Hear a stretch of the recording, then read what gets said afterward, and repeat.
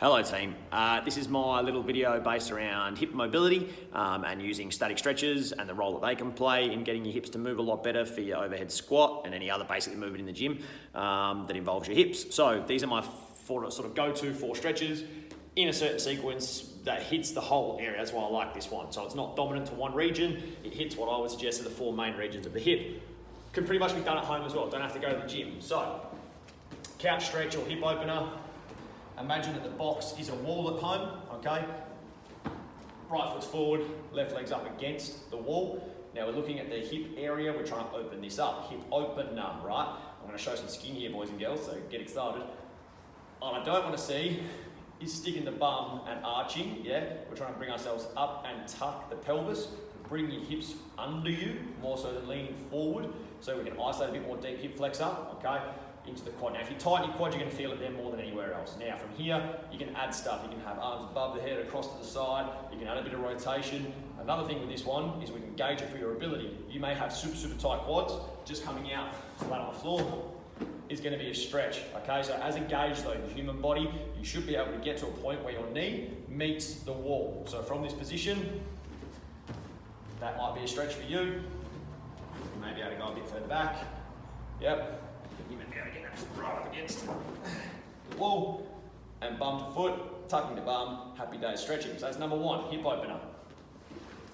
Number two, pigeon pose. I do it all the time in the classes. So from a kneeling position, swinging one leg forward, drop that knee down to the ground, lock yourself in. I'll do this from a couple of angles. So from here, again, depending on your range of motion, you might have your foot right back into your groin because that's all you can handle. Long term, you want to work on getting that foot up high to 90 degrees. As I do that, you may see that I'm compensating by rotating the rear hip out. Try to keep yourself square. So bringing, in this case, the rear leg is my left. I'm bringing my left hip to my right ankle and I'm using my hands to block that front leg in. If I don't hold it there, it's going to want to sling back, okay? So get deep into the stretch, dropping the torso down, side profile. You can see a bit more with the hip here, so if you roll out, I'm opening up the hip, I don't want to do that, I want to square up and drop the pelvis down towards the front heel in that pigeon pose, okay, like I said, so that might be your position to start with. You want to get to a position where you can get that foot up fairly high. Those that are advanced can go even further than that. Number three, front pose. I think it's called something else in yoga, I don't know. Basically copy the movement, so from here, we slide the knees out to whatever your range of motion is. I've got my heels turned in together at the back, and then from here, I'm going to drop forward. Bring the torso down, bum up in the air, pushing your pelvis back. Now again, depending on your range of motion, you may be here, okay? You can see as I slide the knees out, the stretch gets deeper. I can also bring myself forward. You'll feel that in a different area. And as you slide your hips back, so I'm pushing my bum backwards, it changes where the stretch is. What's right, what's wrong, doesn't matter, as long as you're getting it somewhere on your inner thigh, groins, adductors. Side profile.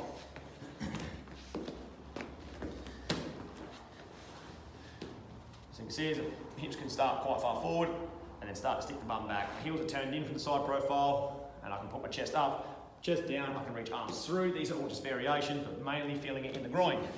Last but not least, hamstrings now. One foot is forward, one foot is back. I'm going to do the other leg for the camera's angles.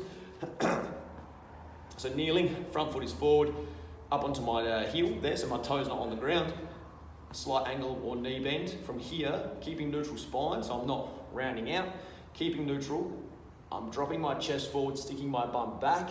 Massive stretch through the belly of the hamstring now, which is great. Really important to keep that toe up and soft in the knee. If I straighten the knee, it comes into sort of more the tendon and connective tissue behind the knee. I want to hit the belly of the string, so keep the knee soft and keep that arch in the spine. So neutral spine, hinging forward.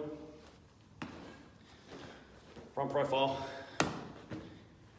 Hips are square, neutral spine, hinging forward, hamstring stretch.